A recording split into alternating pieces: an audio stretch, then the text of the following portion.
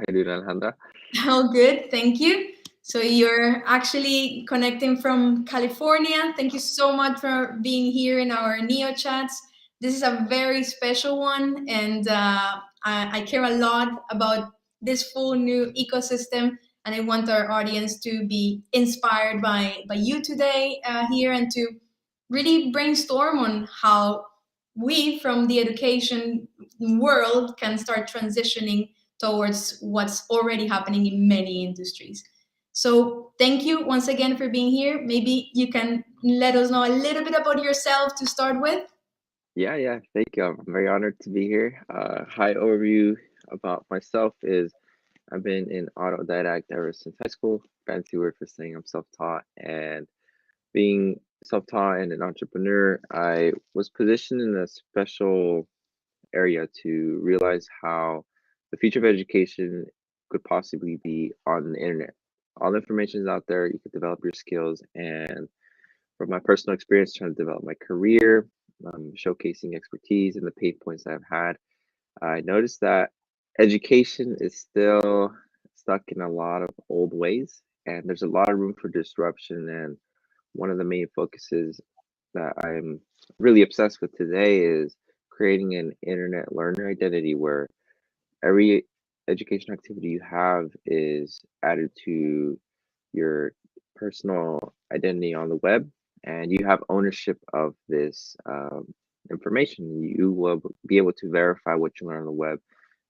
You'll be accredited, and really a new educational system that is built for the internet is possible in the future, and we want to build it. Oh, so you're talking about very interesting concept from this Web3 environment, ownership. This is extremely important alongside with decentralization and many more topics that we'll talk about today. So big congrats for starting on this journey. Maybe to continue getting to know you, how were you drawn in this direction? What happened? When was this enlightenment moment, this aha moment where you said, "Okay, I need to discover this. I need to hop there."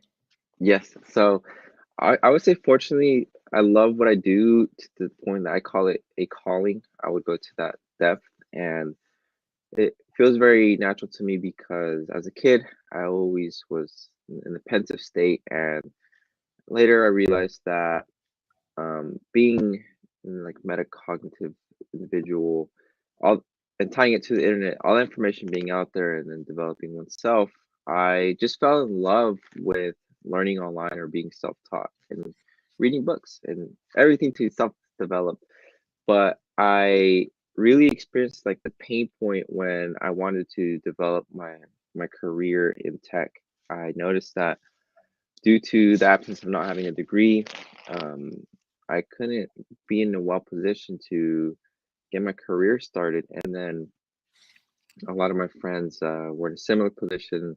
They didn't go to university, and I started to collect data on surveys. I ran Facebook ads to people who wanted to learn for free on the internet, and hearing their responses is people around the world shared the pain points that I expressed, and that was like, wow, thousands of people from around the world are experiencing this. We have something in our hands to build and deliver a true solution. And as I got older and I started to see really how socioeconomic systems work, the positioning of things, the history of education itself, how it started off from esoterics group being gate kept, and how it led to economic arising, and how it still stayed into, or education itself stayed into a outdated system. I felt that the new generations are going to be missing from an opportunity if an education system on the web isn't built. So yeah, it was multiple areas, but I would say that there were just things in my life that led to a parallel form of meaning, and I just started fostering it more and more. And yeah, I got to the point that it's not like a job for me. It's not a short-term aspect. This is something I want to dedicate my life to, and yeah, it's a gradual progression of building falling in love, going through the stress of it, but I'm glad that I'm in this space and very fortunate to. So, and then also like connecting with people that are passionate about education is a very special relationships that I foster because we see how important education is, and we're trying to improve what exists, and we're the builders of this system. And it's not easy, it's not hard. I mean, it's not easy and not feasible to do things overnight, and it's also not even the most lucrative industry. So I think there's a lot of honor and nobility in the edtech space and the builders that are in here. Yeah, I think you're touching on great points here. And to be honest, this is also what drove me to get in touch with you initially. I think we do have a very common purpose in what we do, in the vision we have to contribute positively to the upcoming generations. And it was great to see. I was one day scrolling the web, and what happened? You appeared there some way, somehow, with a video on the future of education. And that dragged my attention back then. I said, okay, what's this? I mean, we aren't we all talking about the future of education? We have our Neo chats talking about the future of education all the time. And that's our focus. So I said, okay, who's this guy? What does he have to say on this? And then you started like bringing these concepts of decentralization, of how can we use NFTs, tokenomics, etc., and say, hey, this is interesting. Okay, Agustin, we need to have you on board. So I guess it was a very, very familiar experience to bring you here and be in a very like-minded situation. And I'm very happy for our audience to get acquainted with this topic. Many of them have reached out to us saying like, wait, what's this? Like, we only now learned what's Zoom, and now you're telling me that I need a new Yeah, platform, I need to be on Discord, I need to know what a blockchain is, what is a server, NFTs. Like, why on earth would you buy something in the metaverse, blah, blah? And everyone is just asking so many questions. And the surprising thing is that we're supposed to all know about this from one day to the other and be enlightened about what happened in the world. Well, guess what? That's maybe not the way it should be. So I thought it would be great to bring you on board so we can really brainstorm on this. Where do we get started? If you were acquainted to this introduction on Web3 and rethinking this education system, how do we inspire people to start getting on the move with Web3? And yeah, that's maybe what's Web3 from your personal definition? yeah, no, that's great. It's perfect. So we'll begin defining Web3 and then transitioning towards the possible path to. Also, I would say a lot of this has to do with your personal philosophy on how to approach things because Web3 itself is multidimensional, just how you said. And I think that's the first step is realizing that it's not going to be linear in the sense of how traditional curriculum and even pedagogy is taught. This is a kind of free flowing ocean where you kind of just have to first develop the skill to swim, which is being able to teach yourself, and then just start swimming and going with the process. But we'll dive into that. So by definition, Web3 is where blockchain is integrated into the internet. And what this does is it gives ownership of data. So the story in the narrative, they say from Web 1 was when the internet only allowed you to read information. The server could only display images and text through through the protocols, which is like the HTTPS, hypertext transfer protocol. So that's Web 1, where you can only read. Then Web 2 was defined more when you can write content back to the server. So you can embed comments and think of like apps where, like with Facebook, you can upload videos, you can uh, put comments, you can do things into the application, and then the application will render the data inputted by users. So that's the read and write era. With the protocol language is right. Third is read, write, and own. So you do the same things on Web 2, but now the data is in the blockchain, and the blockchain is really just a decentralized database where there's no central owner, and the data that is in the blockchain is owned by individuals. So a good example for this is, let's say that you sign up to the blockchain and you create your account through a wallet. So the wallet is your email for Web3, and um, you go to dApps, which are known as decentralized applications, where they very similar to a normal app, but what they do is they use the blockchain as the database. So the information and data they pull is coming from the database. So if you jump from dApp one and you do activity here, say you earn some data and you tie it to your profile, and then you jump over to dApp two, all that data is tied to your wallet, to your profile. And then when you go to dApp two, all your data is rendered from the data you got from dApp one or any previous dApp. And the reason for this is that the data is decentralized. So it's tied to the blockchain. And as you move dApp to dApp, that you just pull the data from your wallet to the blockchain. In contrast with Web 2, let's say when you make a Twitter account, you make your account, you build your following, you get the information, etc. When then you make a Facebook account, you have to create a new account from scratch. So the reason for that is the data stays siloed in the application server. They're not using blockchain. So just that switch in data ownership pretty much created this new dimension of activity. Even we're talking economic systems, but it really allowed people to have power and sovereignty of their data. And Bitcoin was the first blockchain to introduce the concept of ownership and be decentralized on the web. And from there, it starts to evolve with different types of blockchain, and each blockchain has its purpose. For example, Ethereum was the first blockchain to really focus on computation power. And from there, um, people would buy ETH and they would use ETH as a currency to talk to the blockchain. And as more things start to evolve in the ecosystem, it start to expand. So we're at the point where blockchains are still in development. There's still products being built out, and people are now coming to these blockchains, signing up and getting into the ecosystem. So this leads to what we see about DeFi, of how some tokens or cryptocurrencies are worth up to billions of dollars. And the reason for that is that the blockchain has its currency, people are using it, it goes up in value, and it becomes a extrinsic form of exchange. So yeah, that's the higher view. Maybe there's some areas you want to focus on or elaborate on, but blockchain itself is now used in the internet.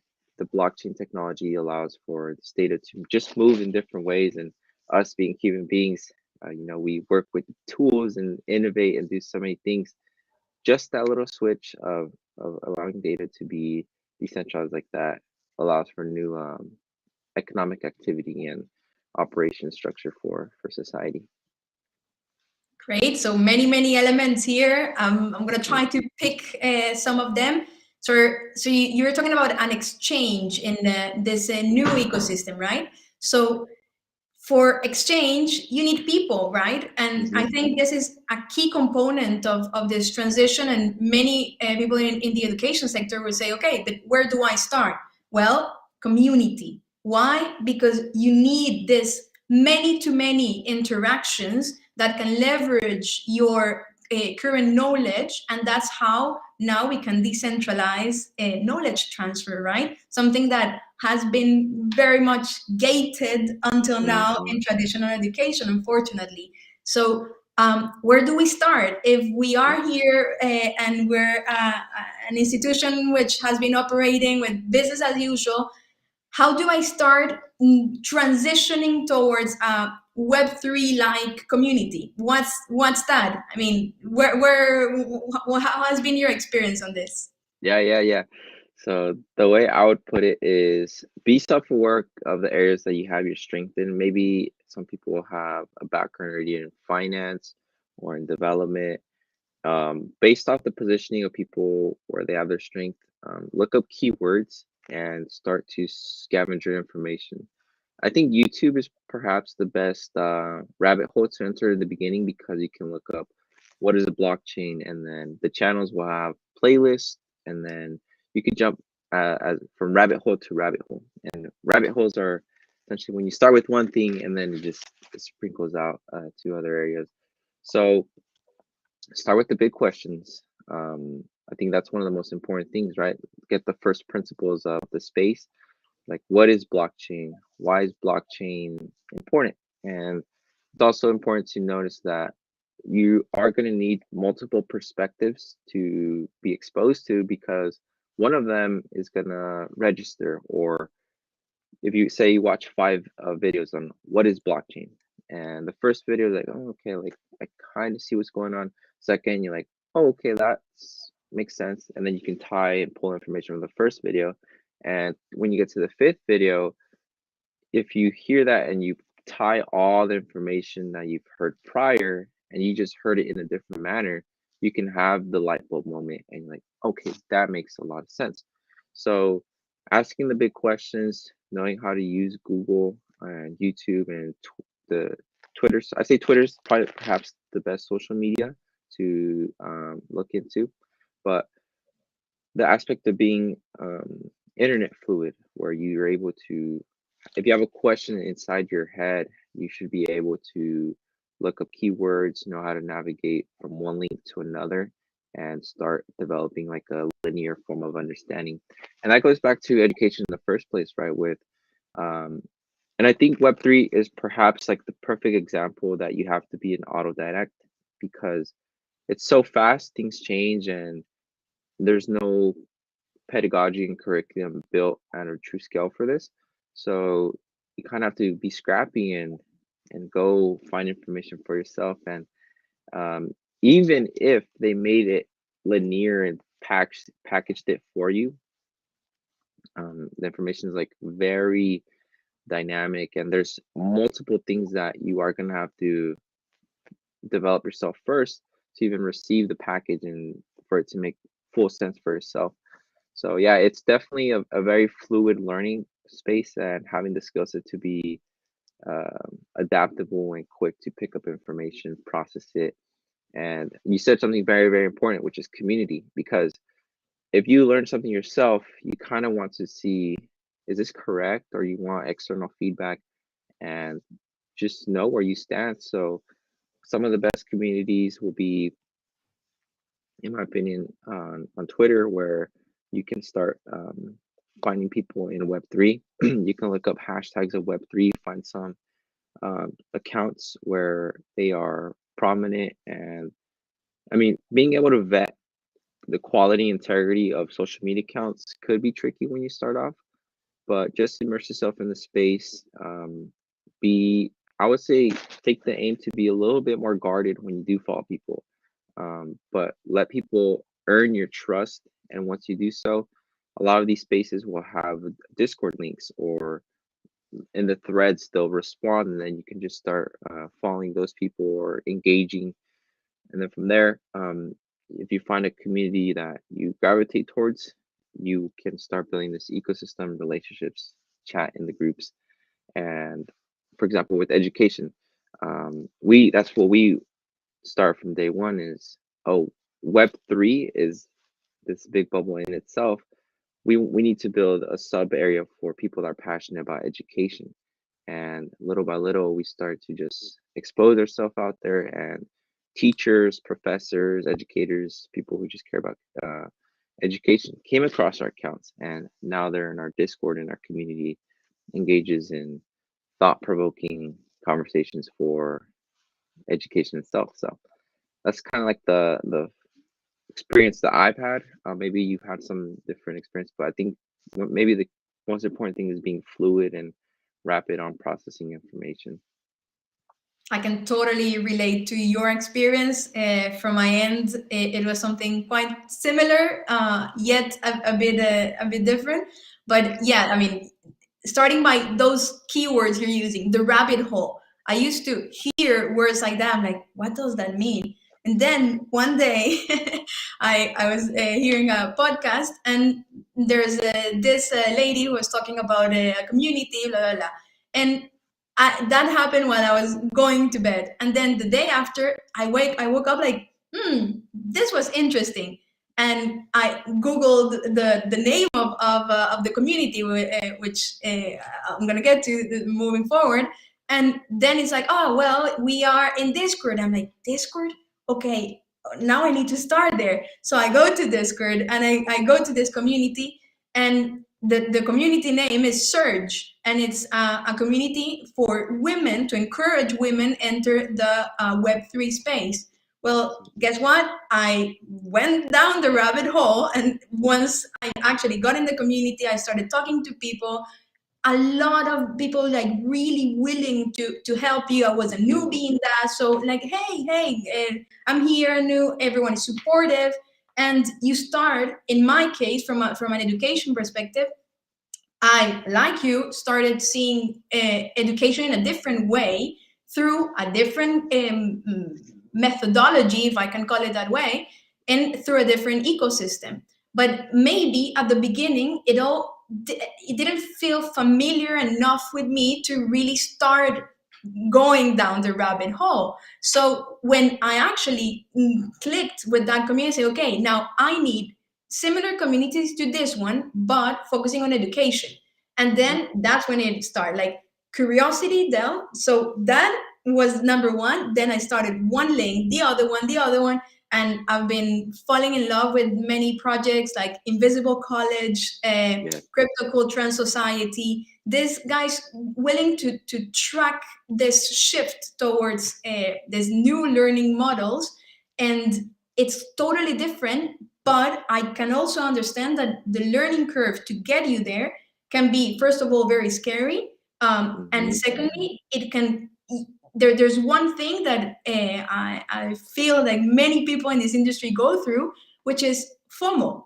You have fear of missing out, but at the same time, how do you balance that with your well-being, with your mental well-being? This industry doesn't sleep at all, and you're like, oh, trying to catch up with so much content, and Discord is booming, and there's so much knowledge and so many things to be learned, that you, as you said, need to be self-directed to be able to put all of this together, because this is not the traditional high school or the traditional university where you have the curriculum, the modules as business as usual, and yet this is the future, or now the present. So this is my personal experience and how I got acquainted to Web3, and it's quite similar to yours. So I'm glad to hear that. Absolutely. Yeah. And one important area that I do want to touch up is how you said it. It could be overwhelming, and this space doesn't sleep. It's so fast. Um, a lot of people that I've conversed that jumped into Web3 experience burnout. I experienced burnout, and I'm a big advocate for mental health and being self-aware, kind of being aware of your mental state and processing information. So one thing I do recommend is realize that if you're gonna jump into Web3, it's gonna be a lot. It is gonna be overwhelming, but make sure to catch if you're feeling exhausted or you're mentally getting depleted, because it creeps up on you. And like I said, FOMO, all these cognitive biases make us want to keep pushing through. But if you're a human being, you will get to a point where your brain will probably start producing as much glucose. You will experience that burnout. And I mean, I don't recommend a lot of people going through burnout. Maybe it's part of the process, but I would advocate if there's like a healthier approach to be just self-aware of the process. I do advocate for that. And part of that is just getting your sleep, taking breaks, going outside. Because I've had days where I don't get to step outside all day. And when I go get some sun, I'm like, oh, I miss this. And I need to be doing this more. But it's a space that does swallow you, and it's hard to pull yourself out. Yeah, I totally understand, and this is the feeling of many people in this industry, from what I've heard. And yes, it's a very exciting shift, but also Rome was not built in one day, so we also need to be conscious of that and transition towards new learning models, which can or cannot be applied. I personally believe this is not meant for everyone either. Hmm. There's Hmm. some institutions that would always exist in a specific way, and it's not like you need to be there or otherwise you're dead. No, I think this is something interesting also to put the learner at a very center, to give more ownership of education to the different stakeholders, and we take it from there. It's not a must, but good to have for the ones who can embrace it. Exactly. Yes, yesterday I had a Twitter space, which is like a live conversation room, and it was with a professor, a mathematician professor from a university, and exactly what you said. I'm like, um, this could be the future of how education and pedagogy could come into it. And something he said that stuck with me is like, oh, it's going to be a future. And how he said universities will always be there. There'll be that learning path for certain individuals. This possibly new system can become a future for more autodidact or self-driven learners. So the world is complicated and there's so many parallel pathways that can happen. And I think I agree 100%. I think this will be a future for education. And the best thing about it too is that since it's more decentralized, it gives a lot more inclusivity for people around the world. Of course, there could be like language barrier, hardware access, and everything between, but it is a big step to give or open up the playing field for those that might not be living in the United States or who do not have certain capital to go to universities or get degrees in traditional manners. So yeah, hopefully a future where information is accessible and how we want to build that protocol to validate if you're truly knowledgeable, you're truly educated in your domain, and have your competency skills.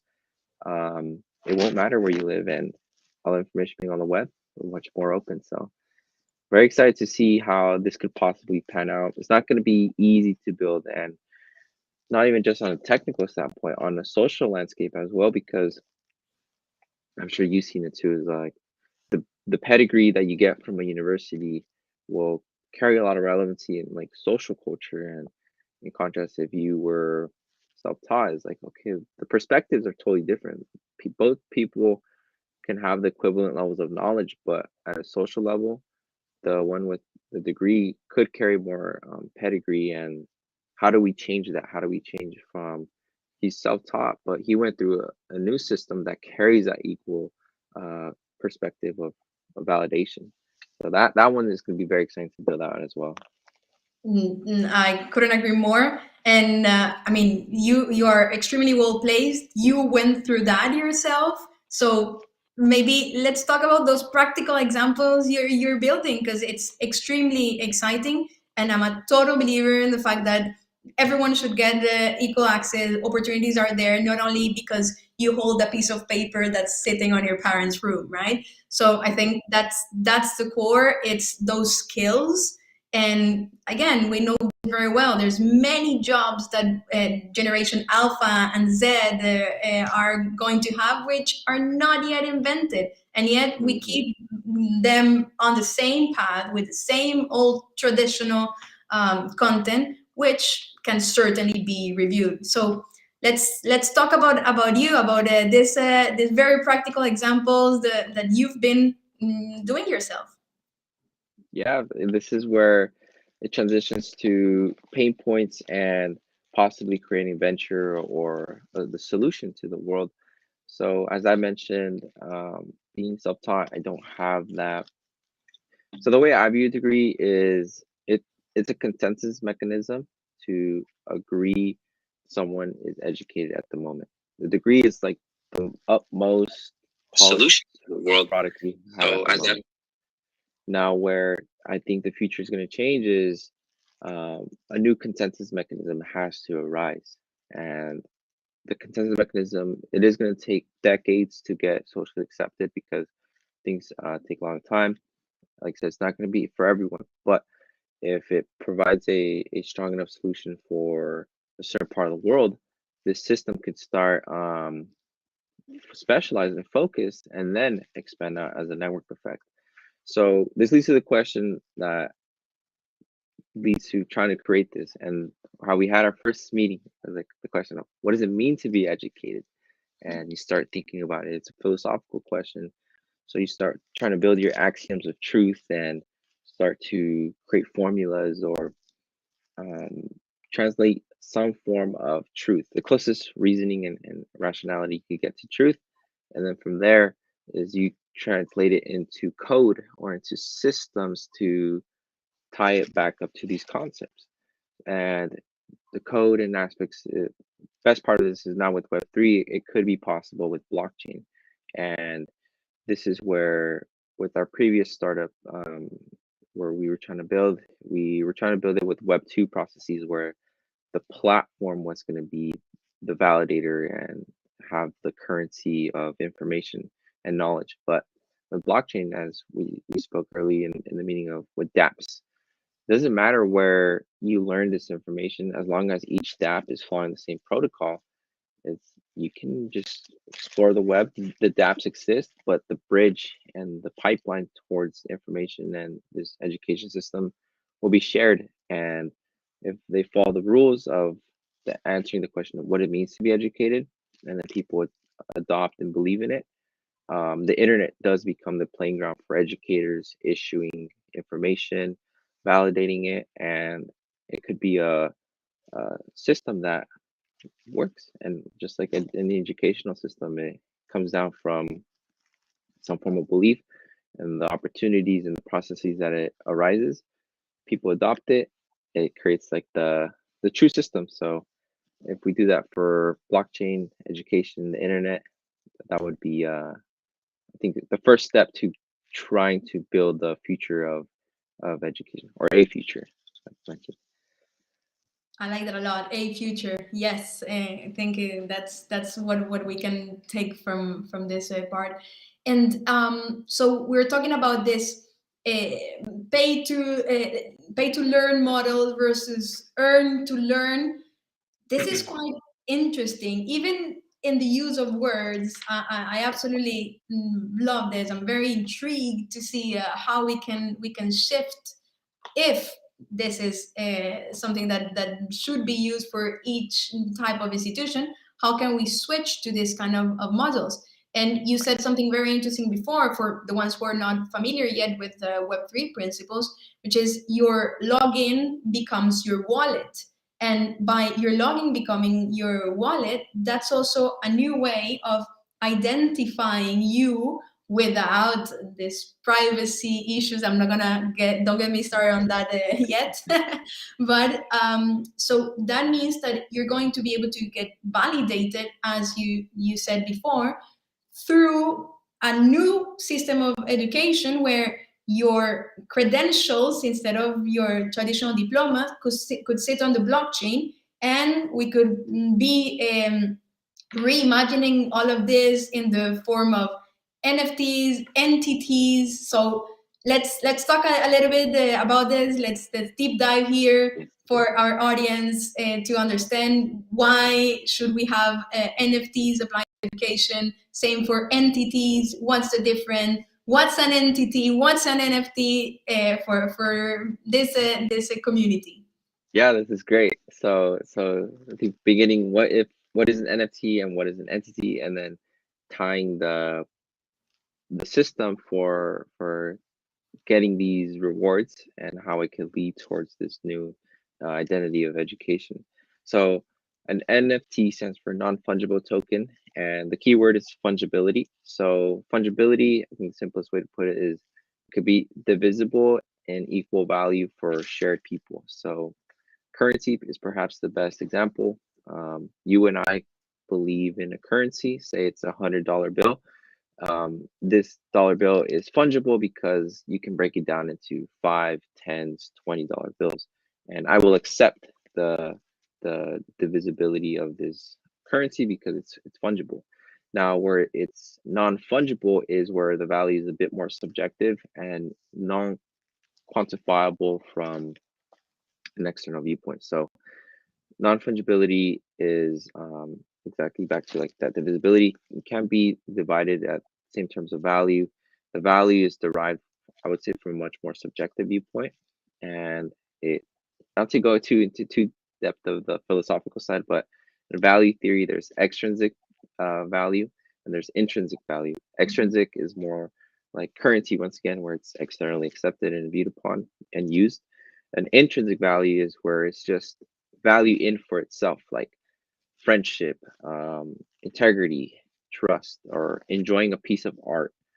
Like you say, oh, why do you enjoy that piece of art? I just do. You can't really articulate or define an exact reason why. So when things are intrinsically valued, they become non-fungible because it's a subjective experience. So with these non-fungible tokens, they are just data points that live inside the blockchain, and it gives ownership. So most popular NFTs are now are image-based, where it could be a profile picture that you come across a community and like, oh, I like that image. I like what this community is building. Let me get a non-fungible token and be part of the community. Excuse me. So from there, this leads to education. And being in ed tech for the past couple of years, and I'm sure you're aware of this, with education being so diverse and non-linear, not one size fits all, education itself is non-fungible because Mhm. an education level is totally different from one person to another.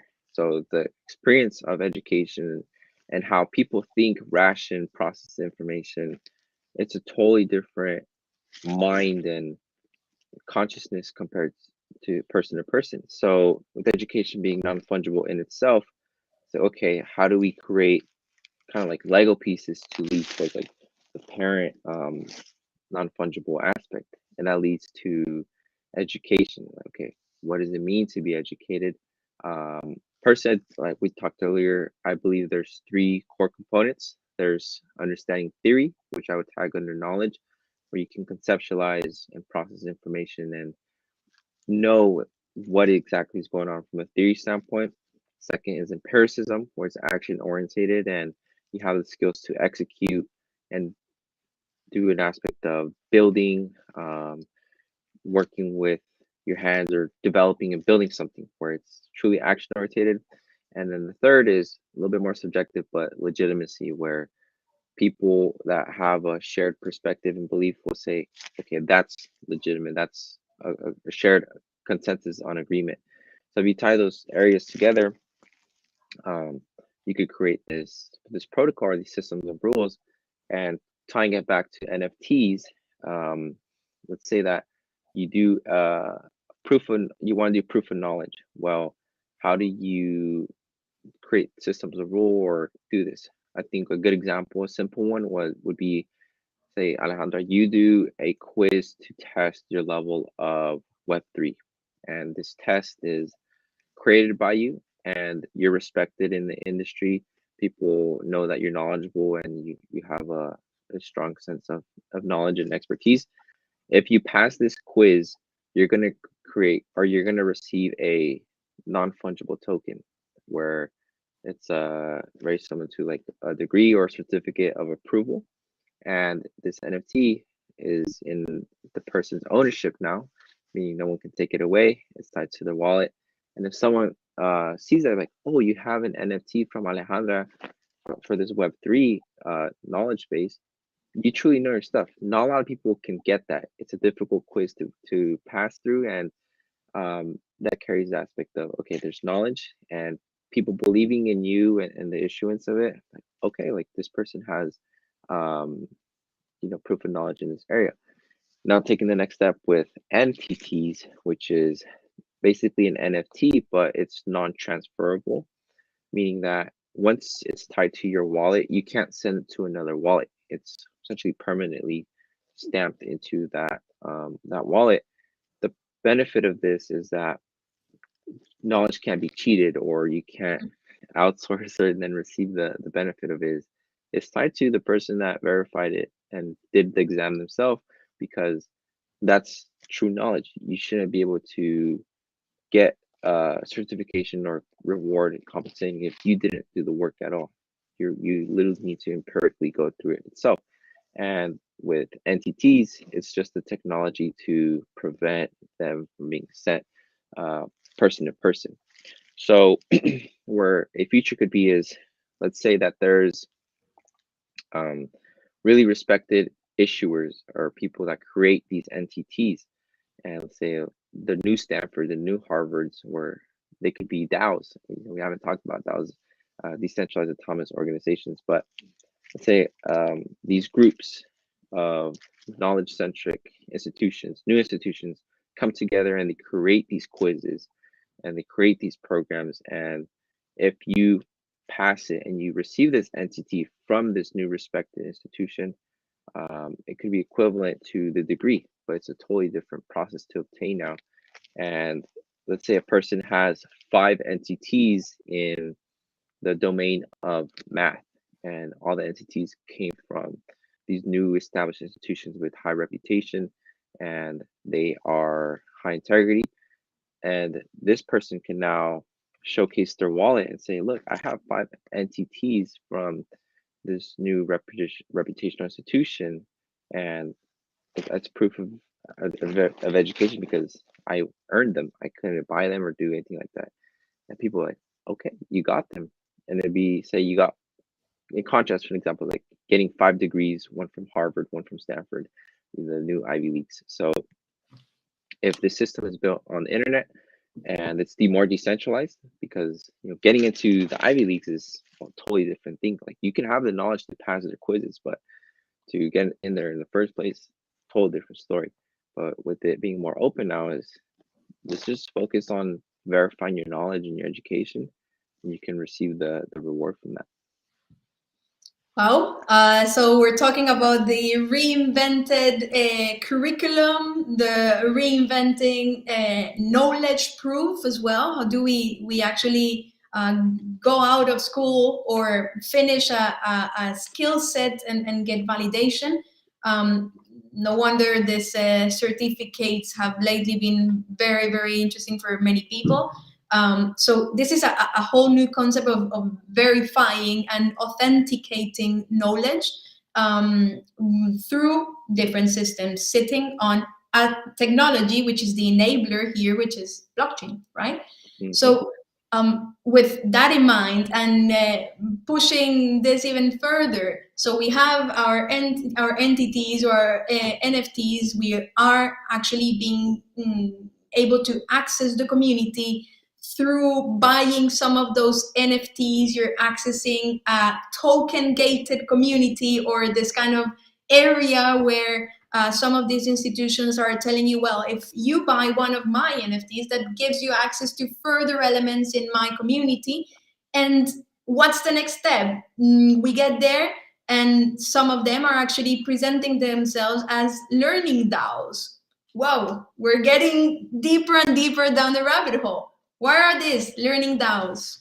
Yeah, exactly. So these DAOs, learning DAOs, are focused on, I would say, providing the pedagogical experience for certain domains. So you can have like a learning DAO for finance, for legal, and usually it's a group of people with expertise in that area, and they come together to coordinate new projects and classes. And if you go through the DAO and you pass the curriculum, they can give you an NFT, and that NFT can, like you mentioned, give you access to certain groups, more access to certain type of content. And what's interesting is, since it's decentralized, every DAO or these new institutions can create their own systems on how they want to push content and push systems out.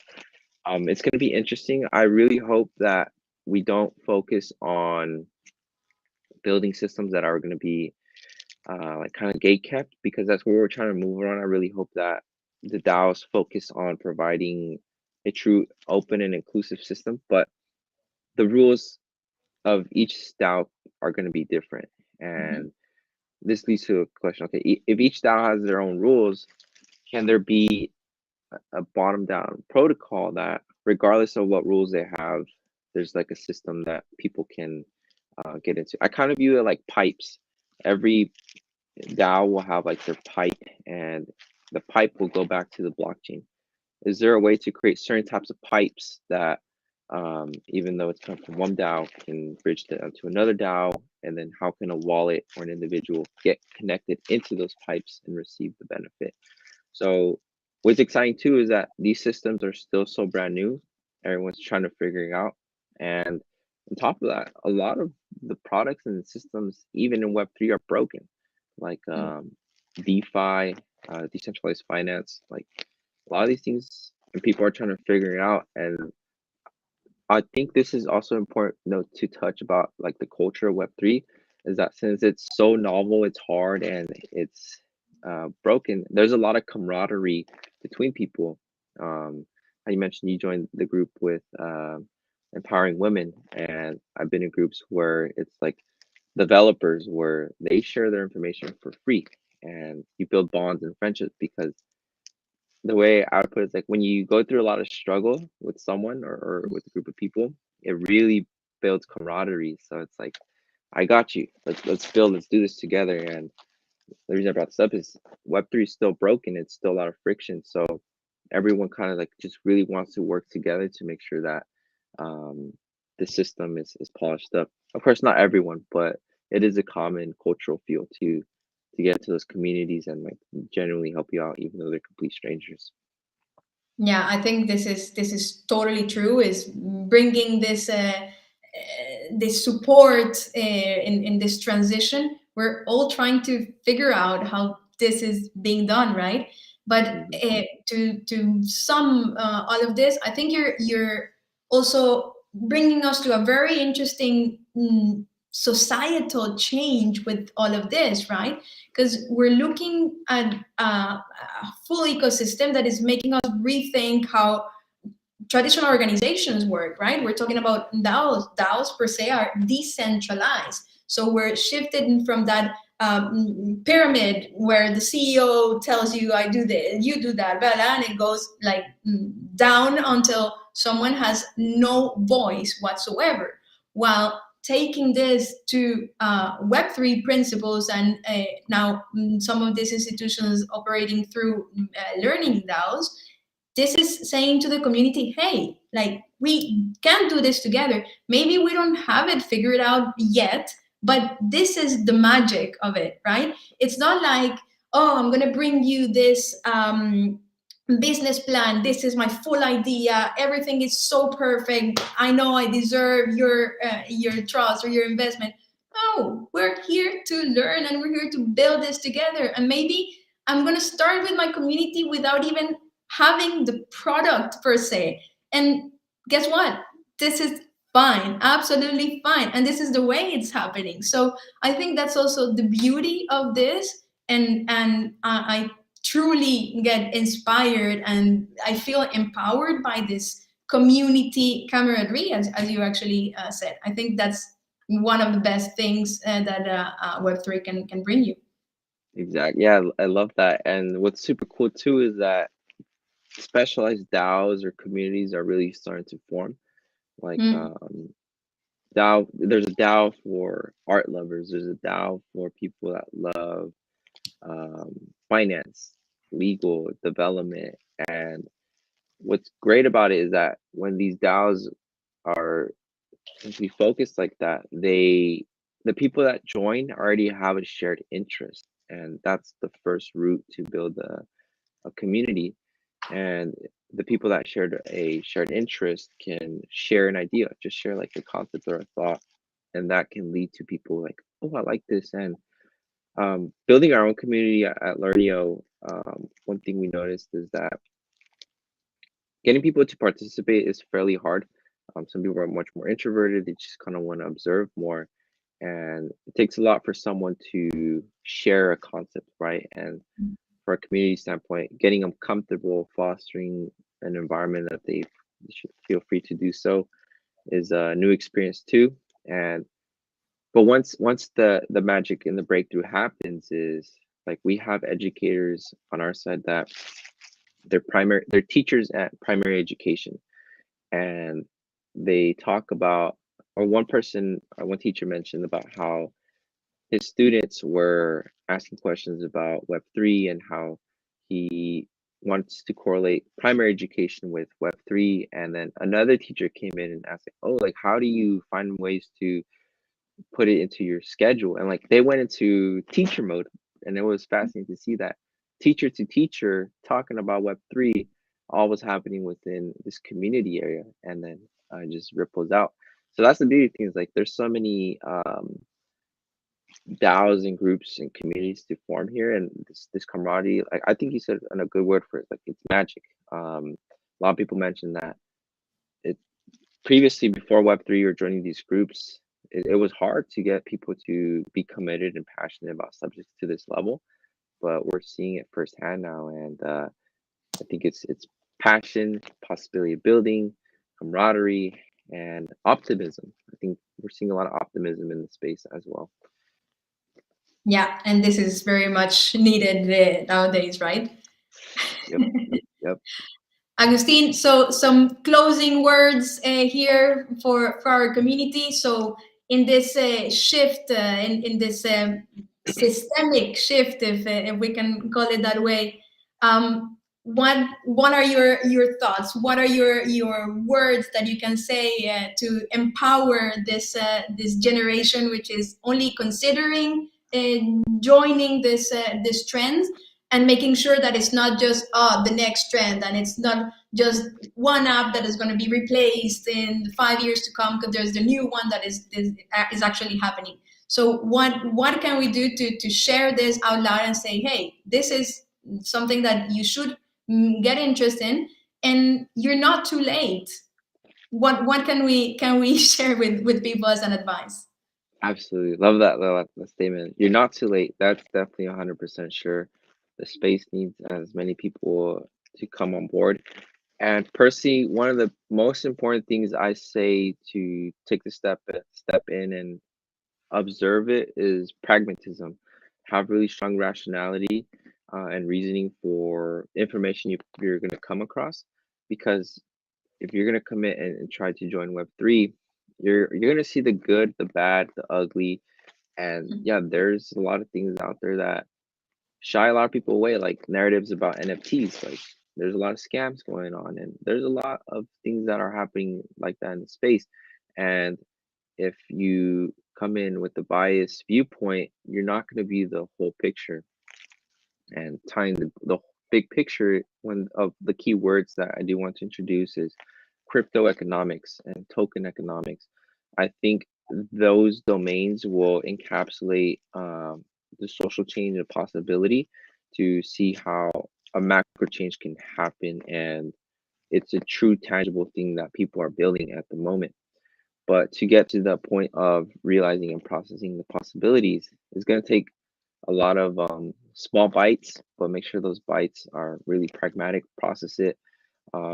If you come across very biased narratives, experience it, go through it, but then also try to find the polarizing viewpoint, because there will always be that narrative. And if you're pragmatic, you will be able to think for yourself and like, okay, that makes sense, but this makes sense as well. I lean towards more on this side, and understand why. And if you don't believe in Web3, that's totally fine. The space is moving. A lot of people are in here. It's growing and building. But it's not about pushing this is the exact way. But I truly believe if you view it from a pragmatic standpoint, you will get intrigued, and your curiosity will like, okay, like there's something here. And um, there's going to be so many domains to try to focus on. Do not get overwhelmed. Just be patient. It's going to take good amount of time to get comfortable in there, and little by little, you're going to start building your frameworks of understanding. And if you can try socializing, it's going to make the experience a little bit more tolerable, because it's not going to be easy. Join Discord communities. If you're in education, feel free to join our Discord. We'll welcome you with open arms always. And yeah, I'd say focus on the big picture, macro viewpoint, and stay pragmatic. Great advice. Thank you, Agustin. From my Thank end, I you. can only say that this has been extremely useful, very inspiring, And I do believe that we're at a very exciting point where we have the freedom to choose whether to continue with the education we're seeing, or maybe rethink it with a very interesting legacy, with a total different shift. And again, it can work for some. It might be the clue to enlightenment for others. And this is yet to be seen. So I think we're at a very, very exciting moment. And I truly thank you for being here today with us, for sharing this knowledge with our audience. And let's keep diving down the rabbit hole. Rabbit hole. Thank you. Yeah, really honored to be here. I think this is the type of conversations that are great for people getting intrigued, staying pragmatic, and yeah, our saying at Learneo is, "May you learn endlessly." And with Web3, that's going to be happening. I love that. I'm going to keep that one. Agustin, thank you so much. Have a lovely day ahead for you. Thank you. You too. Thank you for being here. Bye. Of course.